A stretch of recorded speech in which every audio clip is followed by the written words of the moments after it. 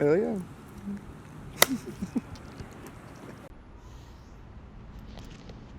Cool. So we're here with Fez right now. A lot of you know Fez as being an amazing musician, just amazing friend, great actor, and artist. Thank you. We're going to be talking today just a little bit about what it's been like for him to be here in America.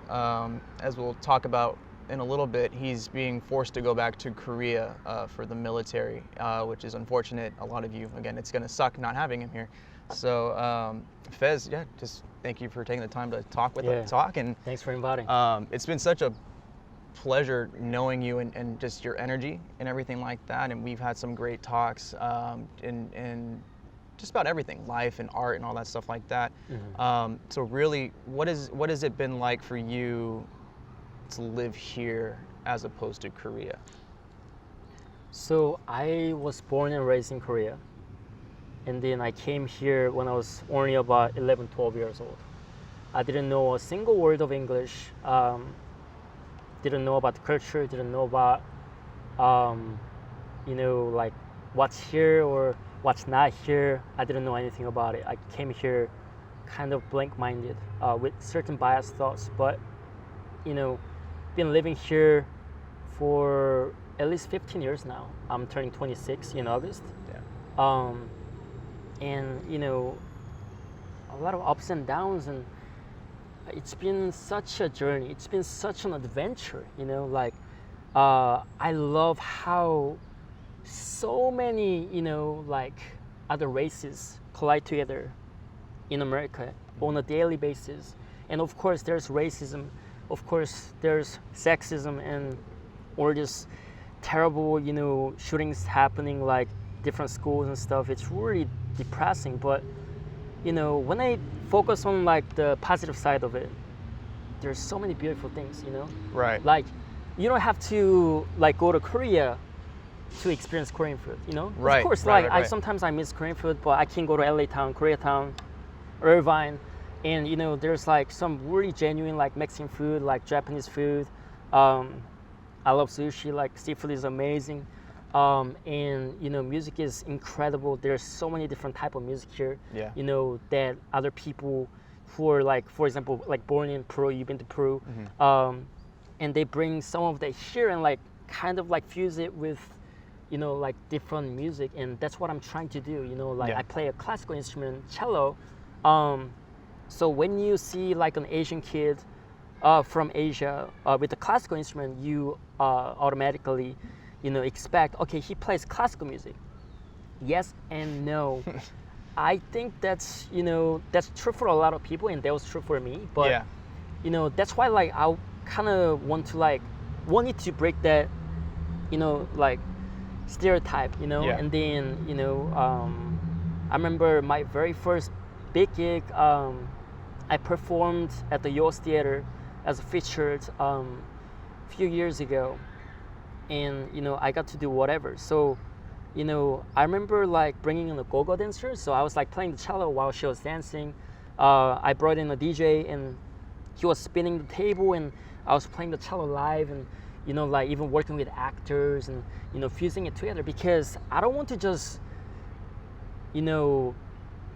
consider myself as just like one thing, but I want to kind of like go over that, think out of the box, and not just like play music how I was taught before growing up, but more of like what I want to show to the next generation and this generation, and like kind of breaking that barrier of like what's possible and not. Like I want to do impossible things with music, mixing it with like acting. We met in acting class, Yeah. and mixing with like more live performances, like for example, like I love going to nightclubs. I started going to nightclubs since I was like below like 18, and I've seen some great experiments with DJs and producers on stage, but oftentimes, like, I mean, I'm not putting any DJs or producers down by saying this, but like sometimes like you want to see more. Yeah, absolutely. more than what's happening You on want stage. that live element. Yeah, Yeah. you know, and I still go to nightclubs even when they're just like pressing buttons, and Yeah. I still enjoy it. But, you know, I kind of think about what do I want to see if I get invited to a club during my free day, and I'm with my homies, I'm with my homegirls. How would I want to be entertained by? Right. And that's going to be more than just, you know, one thing, you know, like that's gonna, you know, have to like be fused with different things and be very open-minded, you know. Yeah. I want people to be more open-minded, you know. Yeah. And that's one of the nice things that, I mean, Mm-hmm. we're kind of blessed here in America is the fact that we have that opportunity to really explore and do so much. So I kind of want to touch upon, so as many of your friends know, you're being forced to go back to Korea. Can you talk a little bit about that? What does that feel like for you to have a life here, and now you're being forced to leave, you know, not against your will, to join the military? What is that like for you? What are you afraid of? What are you excited about another chapter in Korea? Good question. So I lived here a few years longer than how long I grew up in Korea, and I feel like I'm so attached to this country in a way that like I almost never wanted to leave. Yeah. If you're a, you know, South Korean or North Korea born citizen, then you're required by the law to join the military for a certain amount of time, and you know that applies to myself because I'm a Korean citizen as Right. well. And I delayed it with excuses such as, oh, I'm going to school, I didn't get a degree, and blah blah blah. But I'm at the age where I can no longer delay anymore. I delayed Right. it one more time recently, so I got a few more months left. So, you know, it was either stay in this country, be a little stubborn, and just stay with my friends and, you know, keep playing music and never leave, or go back. And it was a really difficult decision for me to make because I've been here for so long. I have a lot of people that I love and care about that I want to continue to watch over. But this is what's going to happen if I stay here and don't go back.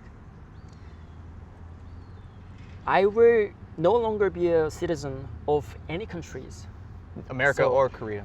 none. Wow. So I'll be a man without a country. Right. I will not have a visa. My passport will expire soon, which means I cannot leave this country. Wow. And I thought about that, right? You know, I love this country. You know, like I'm really attached to it.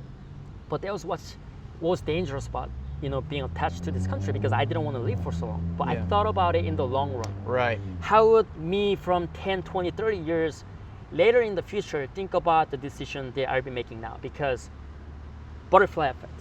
Yeah. This form of absolutely. waves is gonna catch on and bite me in the back, and I'm like, wow, what happened? Times just flew by. And you know, in the long run, I want to reach out to not just people of America, but people of all countries, you know, like Yeah. different countries. And I want to travel and inspire, Absolutely. and not just do music, but I want to like make movies. You know, we'll collaborate on more movies in the future, and Yeah. all these things that I'm really excited about. But let's say if I stay here and get invited to like perform in Japan or Europe, I go over there, perform a show. Even if the show was really good, I cannot come back to America for 10 years. That's gnarly. So it's going to be like that, you know, Yeah. anyways. So why not take a leap of faith, make a risky move now? Yeah. So that way, I sacrifice a little bit of my time, learn about different perspectives in Korea, and you know, come back, and I can actually go to other places and Yeah. inspire people I think like I that's- wanted to. Yeah, I think that's nice. You said you can get more perspectives going to Korea. I mean, again, because you've been here 15 years, it's like you're going to go back 10 years. That's a lot of learning that could happen, especially, you know, right now with where technology's at. You can grow with it over there, see a different perspective, and then when you come back, you have all that knowledge from over there, share it with everybody else here, Yes. That way, it's like you are bringing the culture back over Mm-hmm. here, which I think is something it is going to be beneficial for not just you, but for the rest of whoever you're involved with here. That's massive. Yeah. Is what's the most frightening thing about going into the military itself for you? That's easy for me. That's easy. That's the easy answer. This is why. When I joined the military, whether that's 4 years, 3 years, or 2 years even, I won't be able to be creative. So no music. They won't let you bring anything at all. It's a different system. Wow. You know, like it's very different, you know, especially being a cello player, you know.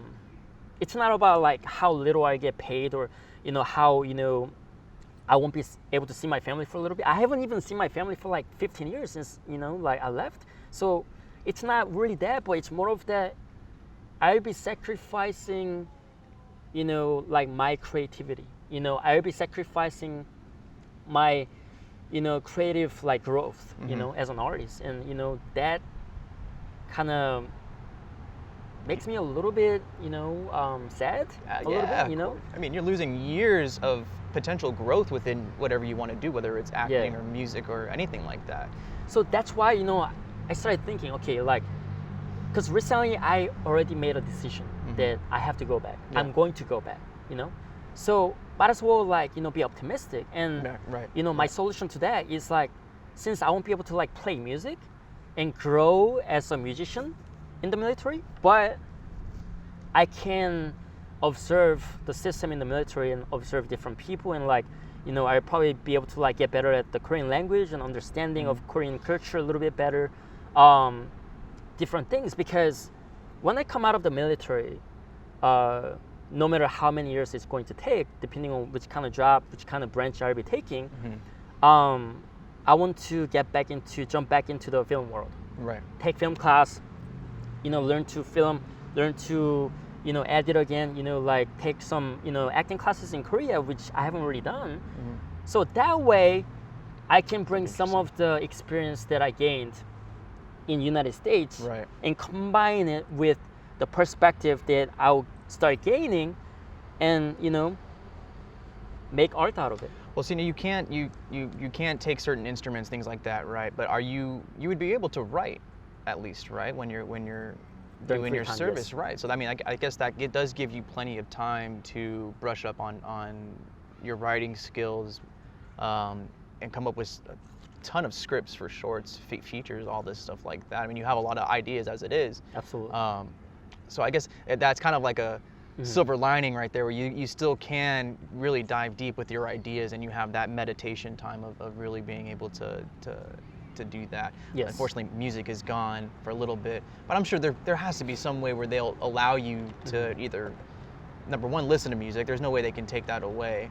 I'm hoping they give you some sort of like rec time where you were able to kind of explore. Or do you know for a fact like there is just no music at all or anything like that when you're doing your time? So basically, when I get certain, you know, type of vacation for, you know, a couple of days to a little longer, hopefully, then, you know, what I'm thinking is I'll be able to like come home and, you know, like practice my instruments. Right. But that's kind of like, you know, taking a very long breaks, because I've done that before. And, you know, people say I'm talented in music, and I really appreciate every compliment I get for music because I've been doing it for a long time. But it took me a very, very long time for me to understand cello.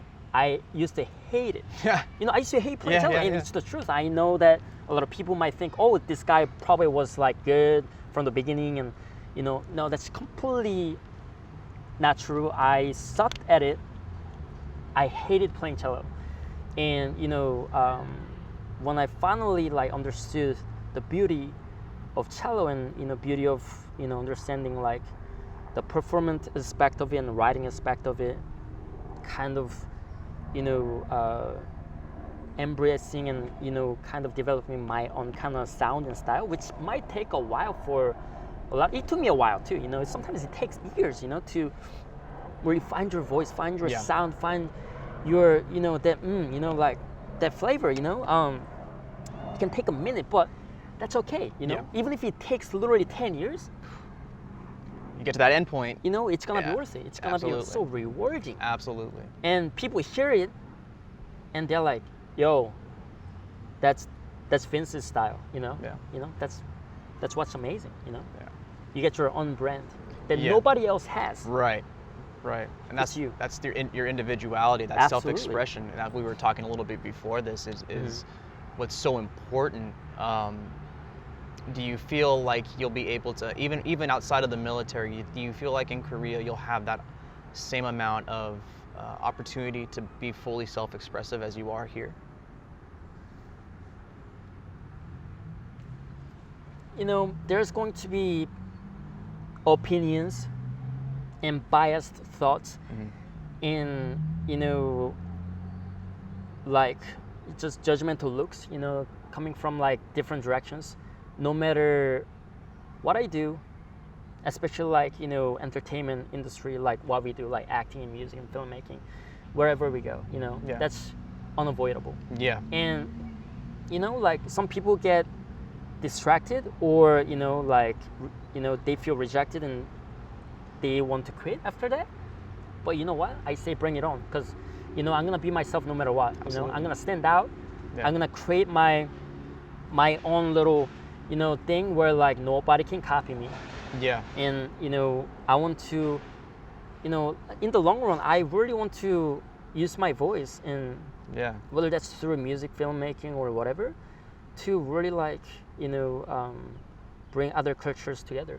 Yeah, and that's one of the nice things that I felt brought us together. And for those of you listening, it's like the first time that I met Fez was in acting class at Cypress College, and the first time that I actually saw him sit down in the class, he had some kombucha.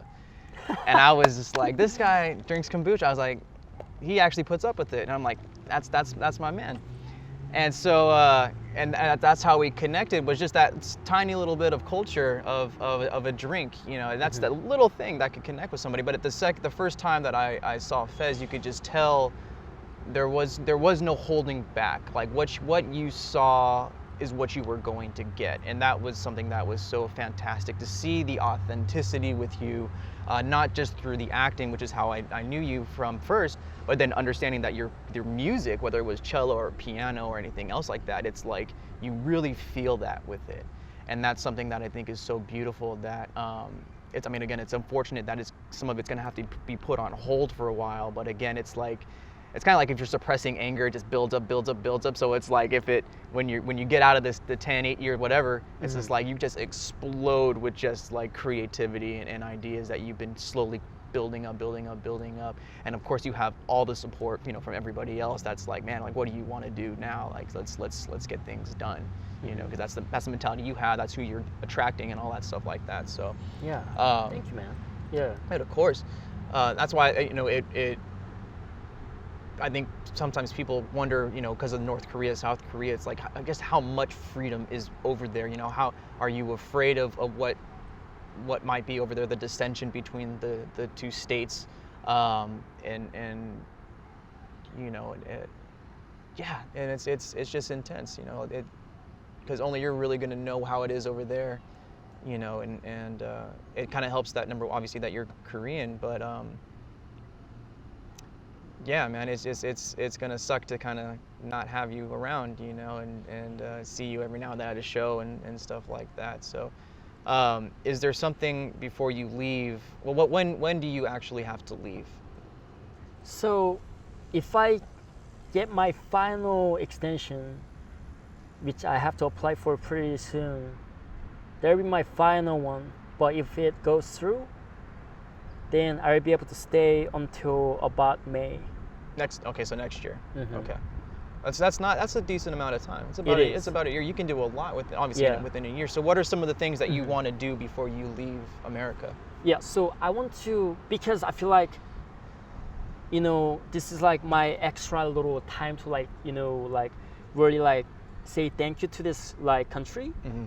They really like tell me so many like things and experiences, because Beautiful. literally like all these experiences that, you know, kind of like put me down before, you know, like being abused in the foster care, going through the homelessness, you know, when I was a teenager, going through, um, you know, like tough neighborhood, getting robbed, and you know, drug abuse and all that stuff. Like, I feel like those experiences that I gained in this country made me stronger as a person. Absolutely. And a stronger artist, Yeah. because I love improvising, as you know, and I Yeah. love really like carrying these experiences and the emotions that I gained from these experiences, and then align it in different things that I do, you know, whether that's, you know, acting, you know, bring that energy into a certain character, or, you know, like carrying that vibe into this piece I'm writing. It could be like a tiny bit of this music that, you know, like, you know, I started writing like 2 years ago, you know, like this, one of my favorite songs that I wrote is called Life Goes On. And, you know, like there's part 1 and part 2.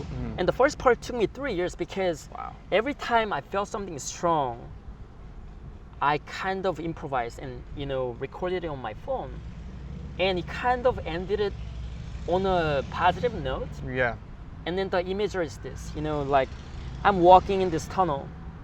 I don't know where I am, and it's dark, and I can't see anything. And I started losing strength, and, you know, like start hearing voices, and I follow the voices, and, you know, like thought they'll be there for me, but they're not. And then I kind of like, you know, collapse. I feel like I'm losing hope. I'm feeling fatigue, and, you know, losing motivation. But then I feel this like light, you know, this like positivity, this like, you know, almost like higher power in a way, you know, like you're like, wow, if I give up now, then what about people I care and love, you know, that, you know, those whom that I want to inspire, even though people that I've never met yet, who Yeah. Yeah. I know that I connect to and, you know, help each other and be brothers and sisters, you know. So that gave me motivation, and, you know, it finishes with me running really hard, and then like I jump, I see the light, I jump, and then like it's my biggest fear, which is like swimming. Swimming is one of my fears because I drowned before when I was a kid, you know, during YMCA back in Korea. So I started drowning, but then like, you know, like when I reach the bottom, I don't just stay there. I see the light, I focus on the light, Right. and I push my body up and I rise. And that's the symbolism, you know, Nice. kind of like my life story in a way. Yeah. So, you know, like all these experiences I'm very grateful for and thankful for. So I'm just gonna like continue to like do more shows, and Yeah. you know, hopefully like we can collaborate on like a film project, Yeah, you know, one or two absolutely. like before I leave, and go to like New York, and New Orleans, and, you know, like a couple different places, and like perform music and meet different people. And then I go back, grow some experience, and come back. Yeah. Yeah, and I'm ready for that. Yeah. Yeah. It's that next chapter of just life. Life. You know, but I think that's great that you have enough time. You know, again, it's a year. You know, see, there is so much that us as humans can do within a year. You know, that a lot of us don't realize. I feel, myself included, from my past. You know, a lot of stuff can happen in a year. You know, I mean, laws can change. You can be like, imagine just Korea was like, oh no, you don't need to come back anymore, man. You're chilling. You can stay. You can chill over there. It's all good.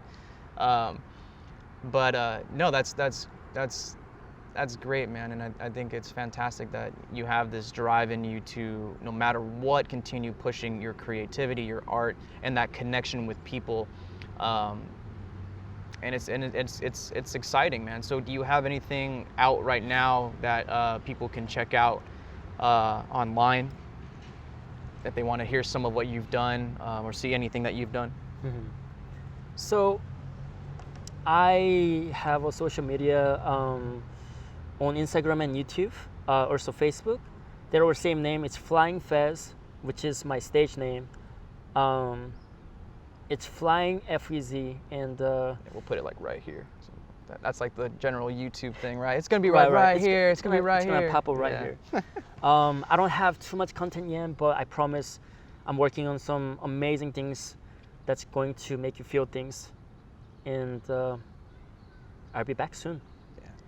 So one last question I want to ask is, you know, Yes. when you create anything that you do, especially your music, we've been fortunate to jam together, and it was fantastic. Yes, It's still it one was. of my favorite moments of my life. When you're playing in front of an audience, or even just the one person on a street, anything like that, what is it that you want people to feel when they're listening or watching you play? I kind of want this communication to happen, you know, because, you know, I don't want to be, firstly, I don't want to be one of those like egotistical, you know, like a musician where like, oh, there's only few people, I'm not doing the show, fuck this, you know, like I don't want to do that. Right. You know, like, because I remember, you know, one time I was busking, street performing in Orange County, and it was like a specifically unusually slow day for me, you know. But then at the same time, that became one of my most memorable days of like literally like hundreds and hundreds of times I've been busking and street performing so many different locations. And this is why. This mom stopped by with her child, and her child was maybe like about 5 or 6. And then I remember I played "See You Again" by, you know, Charlie Puth, and, you know, like after I, you know, finished playing the song, you know, like she was crying. Yeah. She was crying, and, you know, I was just, you know, like, what's wrong? You know, like, are you okay? You know, and she thanked me because, like, she told me that her child is autistic and he, you know, gets distracted by everything and he never focuses on something more than a few seconds. But she told me that he was paying attention to me the whole time that I was playing music. Yeah. And she said that she never seen him act like that. It's beautiful. So they really touched me and they inspired me to keep going. Yeah. And, you know, that's why, like, it's like a communication. I don't have to, you know, explain myself or talk about something or, you know, beg someone to, you know, like, listen to my stories or none of that, you know. It's more of that, you know, like, the sound, they were attracted to the sound and they kind of, you know, let everything stop except for what they're experiencing. And it's almost like